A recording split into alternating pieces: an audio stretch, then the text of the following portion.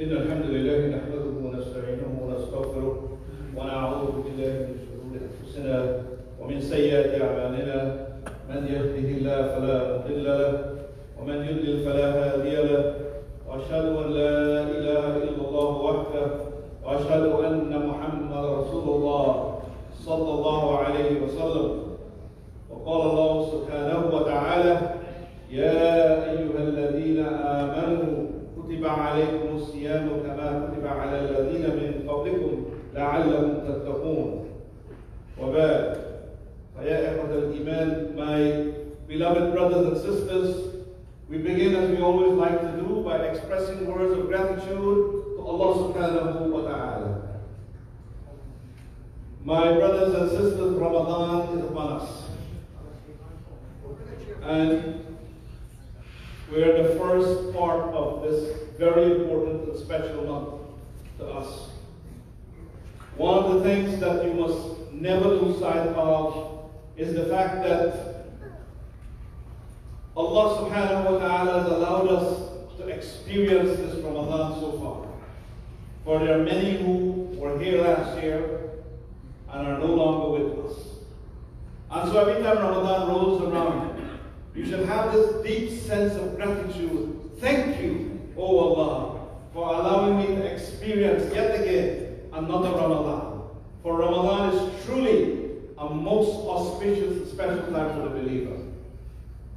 There are things that we are asked to do during this month that we don't normally do in the other months. And one of it, in the verse that I quoted, Allah subhanahu wa ta'ala tells us, O you who believe, fasting has been made obligatory upon you as it was made obligatory on those before you. لَعَلَّكُمْ تَتَّقُونَ, in order that you may be able to acquire this very special quality called taqwa. Taqwa is one of those very important concepts in Islam, and many scholars have defined it in different ways. The essence of it is to develop within your heart an inner core of faith that allows you to have the discipline to not indulge in evil. That you almost as if you have constructed a barrier between yourself and the things which Allah prohibits. Taqwa, when it is in the heart of a person, and the Prophet ﷺ said, "At-taqwa ha'huna." He said taqwa resides inside here, and he pointed to his chest 3 times. When it is inside of you, it allows you to be able to see evil and have the power not to get involved. Taqwa, when it is in a person's heart, will allow them and their faith to be bigger and stronger than their egos. That when your ego is telling you to shout, to scream, to disrespect, to lie, to cheat, your taqwa will come in and says, no, don't. So the Prophet ﷺ reminds us, ittaqillah haythuma kuntum, wherever you go, make sure that taqwa is part and parcel of your personality. Taqwa is that most precious of gifts. And Allah subhanahu wa ta'ala is telling us that part of the objective of fasting is in order to allow us to traverse that road, that path, to gain this magnificent gift. But Allah tells us from the very beginning of the Quran, هُدًى لِلْمُتَّقِينَ, that this book came to give guidance to those special people who possess taqwa. And so in this month, we have this great opportunity to be able to acquire and possess taqwa. And Allah subhanahu wa ta'ala, in order to help us to understand why we must fast in Ramadan, have given us many incentives to allow us to do so. Because when we fast in Ramadan, we have given ourselves the greatest opportunity to get taqwa. Yes, we pray 5 daily salah, but a lot of us, it becomes rote. And so sometimes we will pray, but whilst I'm praying, I'm thinking about my rent, I'm thinking about my job, I'm thinking about I'm not parked in a good spot out there, maybe somebody might hit me. Our mind wanders. And so sometimes we might pray, but we don't get this taqwa. Zakat. In the old days, they used to go find the poor people and give them. So you at least develop some sense of taqwa and humility. Now we write a check. So you don't bring that level of connection with Allah. Nothing brings taqwa out in a person more than fasting. Because fasting is all day. And it is an absolute trust between you and Allah. That's why Allah says there are rewards for things generally, but the person who fasts, I am reserving that right. I will personally reward this. It's like your boss says, yes, we have incentives and we have coupons and we have bonuses and so on, and you get that if you do work. But this particular job, if you do it, I will take care of you personally. I will make sure you get a personal compensation for this. And Allah is telling us that as an incentive. And He said that fasting, I'm not allowing it to go away. It will make shifa, it will make intercession for you on Yawm al-Qiyamah. And beg Allah that you deprive yourself of food and drink during the day. Oh Allah, give this believer Jannah. It will beg on our behalf. Again, allowing us and getting us to understand why we must fast. There's authentic hadith, and the Prophet ﷺ said, when you fast, Allah will remove your face from the hellfire 70 years of traveling. Person who travels 70 years, and how far ever they reach, that's the distance that you move your face from the hellfire. In those days, it used to be interpreted camel travel, or was it a racehorse, the fastest travel. Now we have so many sophisticated means of traveling so quickly.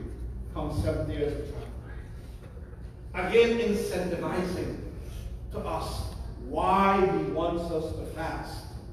Because it's the quickest road to get this very precious gift of life. Prophet ﷺ said that there are two special joys that the believer will experience. No other person on the planet will.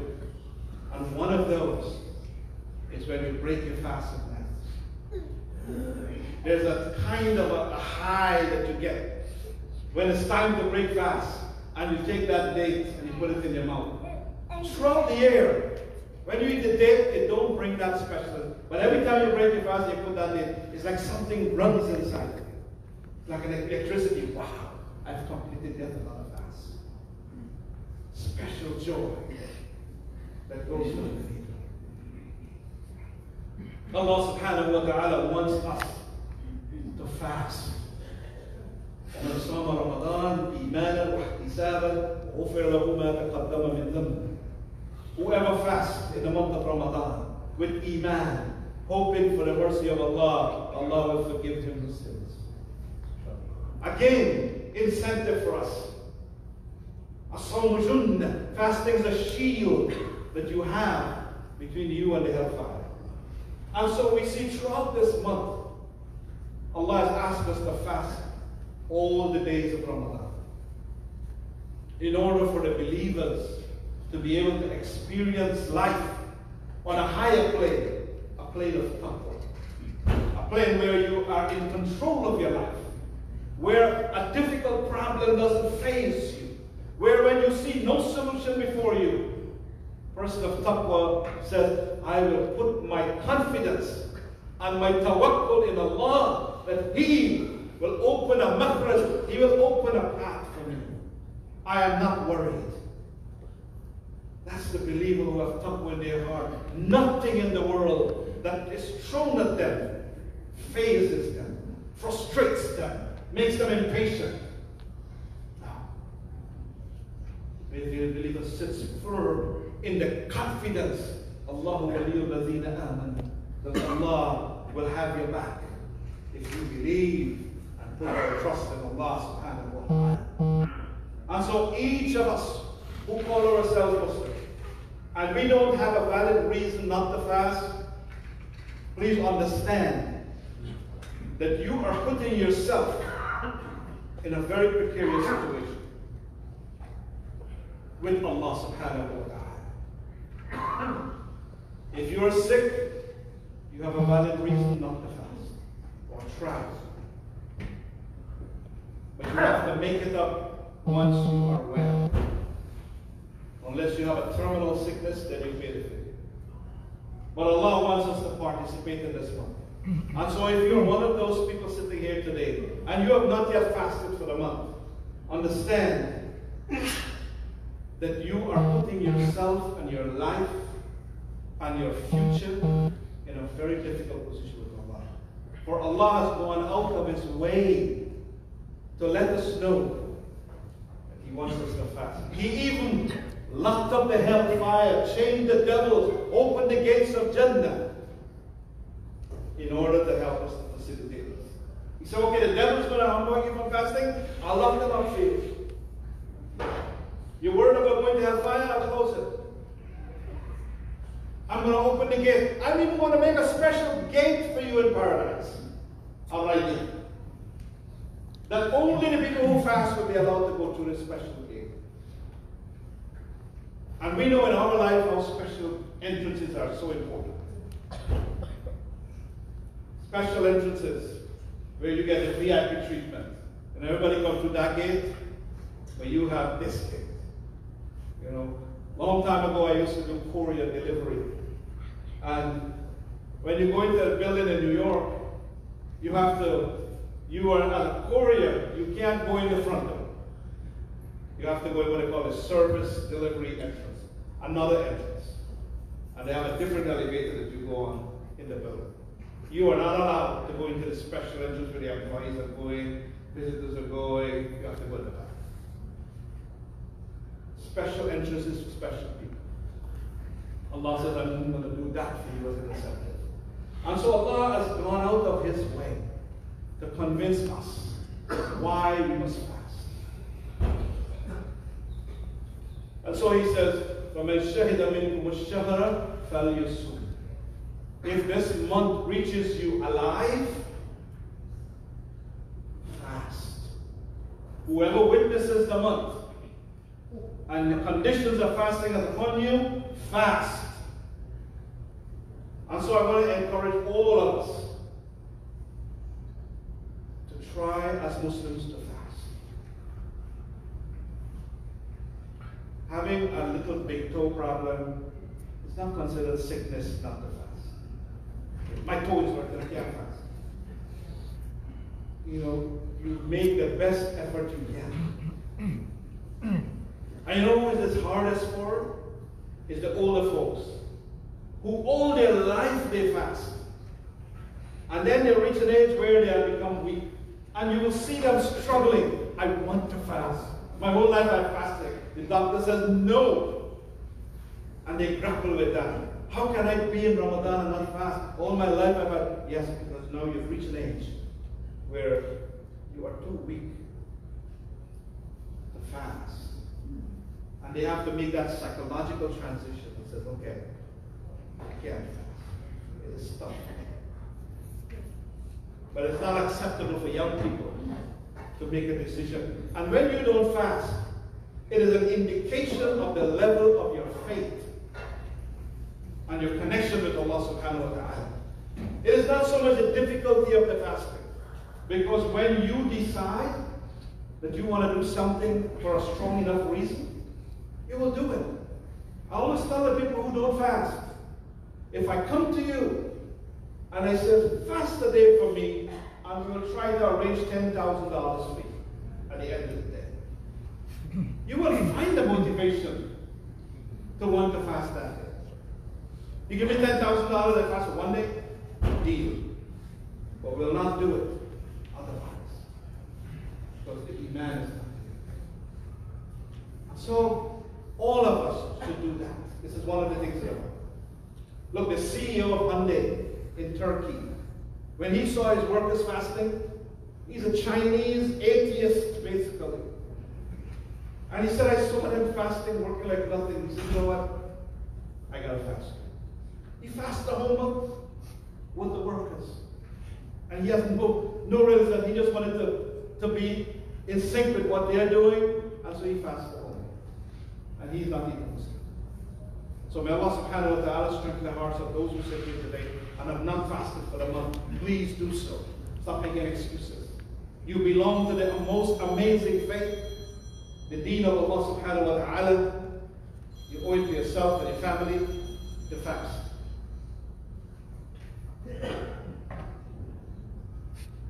The second thing that has been mentioned is Allah subhanahu wa ta'ala calls Ramadan شهر رمضان الذي أنزل فيه القرآن هدى للناس وبينات من الهدى والفرقان. That Ramadan is a month of Quran. It was the month in which the Quran was revealed, and Allah says it is guidance for humanity. وبينات من الهدى, and it explains its own guidance to you. It doesn't need a professor. The Quran itself explains itself. And it's a Furqan. What is a Furqan? Furqan is like, it's the standard of something. So if, for example, we want to find out how to drive or how to do anything, we would go to the standard manual that says, these are the levels of certification you need to have. That's the Furqan. So the Quran is the Furqan. Everything else gets judged based on what the Quran says is right and wrong. So when you want to know if to do something right or wrong, you go to the Quran. Quran is the Furqan. It is the criterion in which everything else gets judged. So Allah subhanahu wa ta'ala wants us to connect to the Quran. Because the Quran, إِنَّ هَذَا الْقُرْآنِ يَهْدِي لِلَّتِي هِيَ أَقْوَمُ وَيُبَشِّرُ الْمُؤْمِنِينَ الَّذِينَ يَعْمَلُونَ الصَّالِحَاتِ وَأَنَّ لَهُمْ أَجْرًا كَبِيرًا. That verily this Quran guides to that which is upright and is good news for the believers, in that Allah has prepared for them an incredible reward. We must connect to the Quran during this month. First of all, each of us, if you have not done so as yet, I think it is something special when you own a tactile Quran that you can hold in your hand. I know we have our Quran app and we read from there, but there's something special about having your personal copy of the Quran that you hold, that you connect with. And it should be dog-eared and beaten up because of how much you've handled it. I'm always, when I look at someone and they look at the Quran, it's like brand new, never opened before. I don't like that. And I can see people who own Quran, and I look at it, it's like beaten up, broken down. There's been so much use and overuse that the Quran is to get a new one, it's time. So we must develop that personal relationship with the Quran, to read it. And look what Allah does.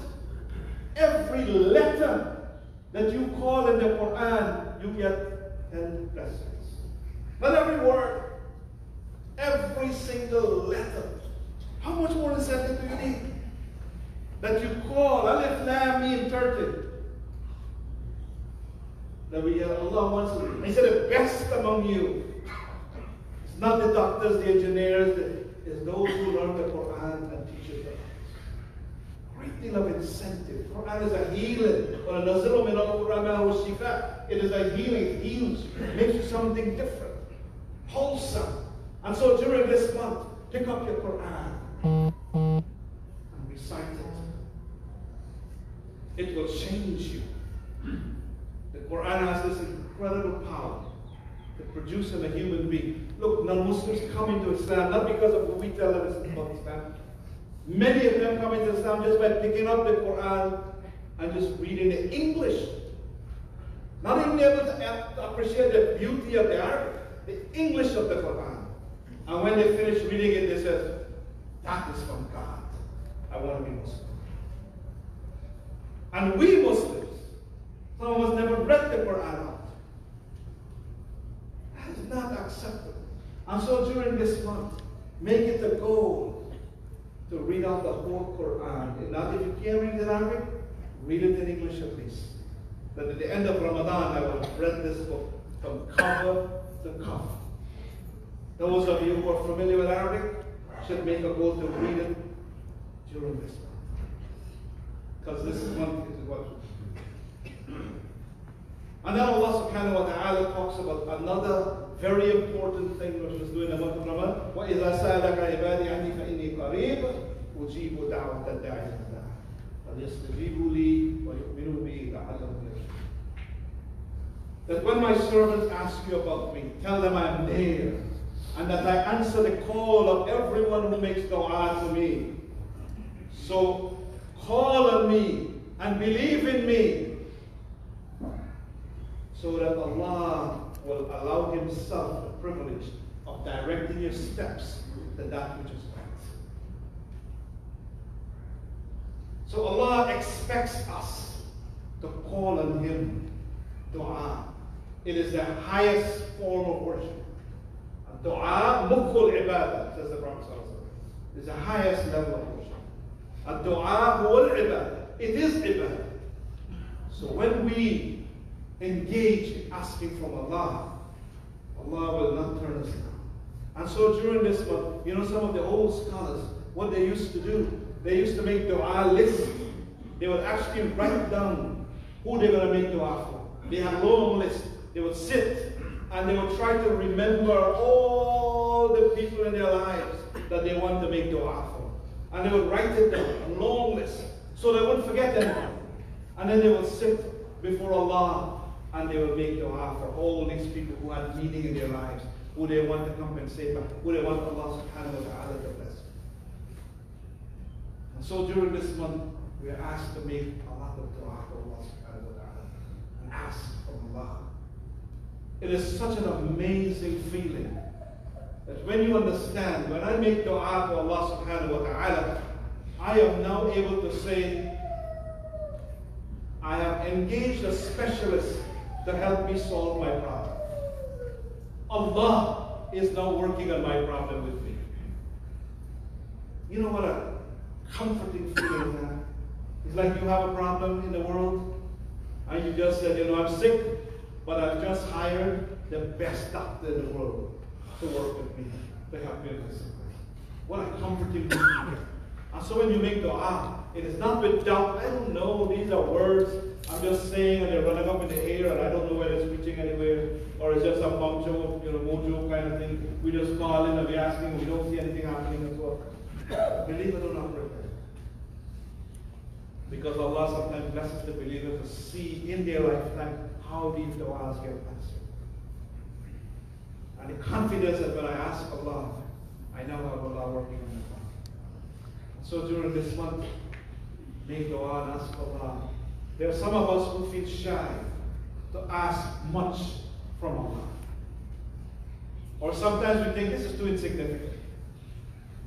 It is never insignificant. You're playing cricket and the ball lost in the grass. Make dua, oh, I'm in for this ball. It's not an insignificant request. There are no insignificant requests in the eyes of Allah. Don't ever feel shy to ask for even the simplest of things. For Allah is asking us to ask from Him.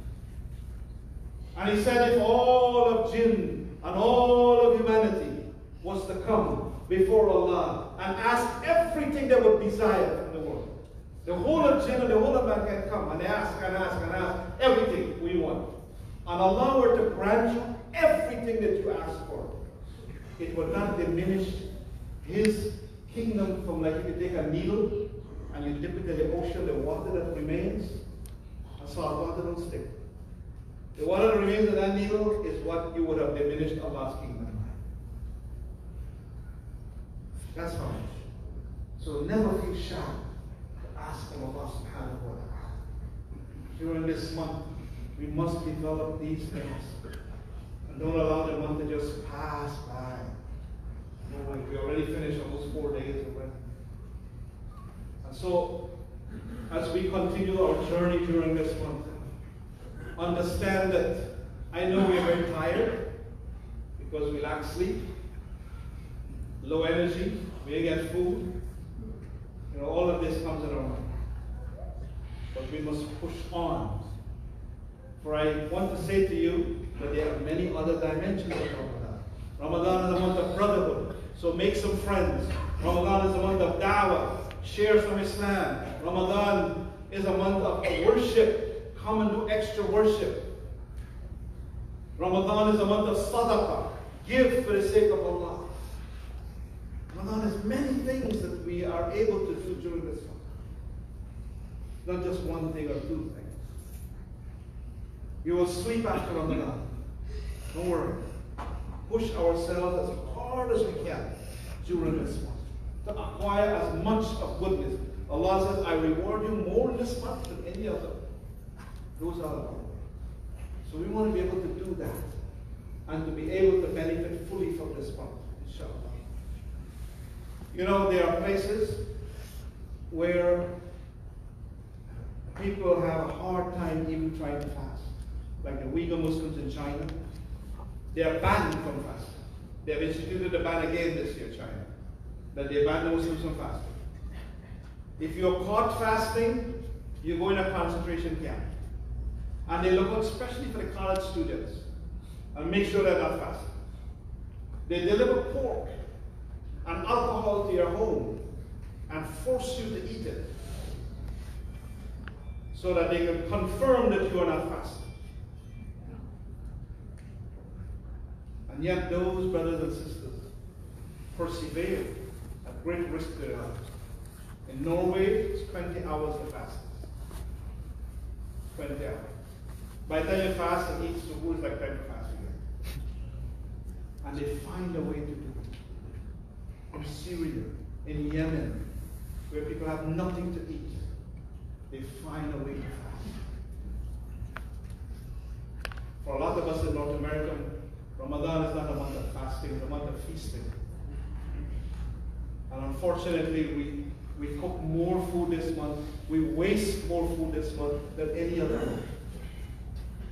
That is why I say to you, if you pick up a bottle of water during Ramadan to drink, don't ever dispose of that bottle unless you drink all that water. Don't just drink a few and just throw the rest of it. Take it home. Own that bottle if you take it. Make sure we don't waste food. Take it for granted. May Allah subhanahu wa ta'ala help us to have a wonderful and beneficial Ramadan this month. May Allah accept from us all that we do to solicit His mercy and His pleasure. We ask Allah subhanahu wa ta'ala to increase us in knowledge. Ramadan is also a month of knowledge, in which you must become a perennial student. A person of taqwa is a perennial student. They are studying all the time something new about their religion. We must become like this, where every day I'm excited to learn something new about my deen. That's a person of taqwa. When you begin to get excited about learning new stuff about your Islam, it is a sign. And lastly, I want to say to you, that Ramadan allows us to truly test how good or how bad we are in our relationship with Allah. For some of us who fast the whole day, you might surprise yourself at how you're doing. You discover your power and how committed you are to Allah to do this. It's not an easy thing. And so may Allah accept that. May Allah allow us to discover all the inner strengths that we have and bring it to the fore. And lastly, Ramadan is a month the Prophet says, Allah is not in need of you keeping away from food and drink if you don't keep away from qawl al-zur, lying speech, being rude to people, shouting at others, you know, the way you use your tongue. Part of Ramadan, part of fasting is a spiritual dimension. Somebody wants to fight you, don't engage. Don't insult them back. So part of just the physical deprivation of food is not enough. Our character, our behavior have to be of such. Allah wants us to have that. So during this month, be very careful about your tongue. It's one of the things that will take most people to hellfire. The Prophet ﷺ said, فَلْيَكُنْ خَيْرًا فَلْيَكُنْ خَيْرًا أَوْ لِيَسْكُتْ. Either say something good or shut your mouth. Be quiet. And may Allah help us to be able to be at our best behavior. That we behave well towards people with good character and good behavior. May Allah subhanahu wa ta'ala accept us, unify our community, and help all those believers who are suffering in every part of the world. May Allah inspire our hearts to become better Muslims. Oh Allah, help us to develop taqwa during this beautiful month, inshallah.